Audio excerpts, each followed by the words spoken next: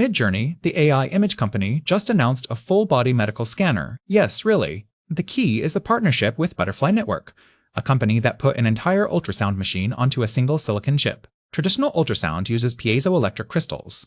When you zap them with electricity, they vibrate and send sound waves into your body. But crystals are expensive, fragile, and each probe only works for one body part. Butterfly replaced them with 9,000 tiny drums etched onto a chip.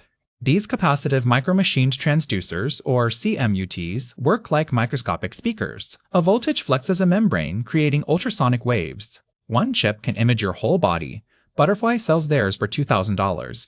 Traditional machines cost up to $100,000. Midjourney scanner uses 40 of these chips arranged in a ring. Nearly 9,000 transducers firing in coordination, processing 17 gigabytes per second. Their goal?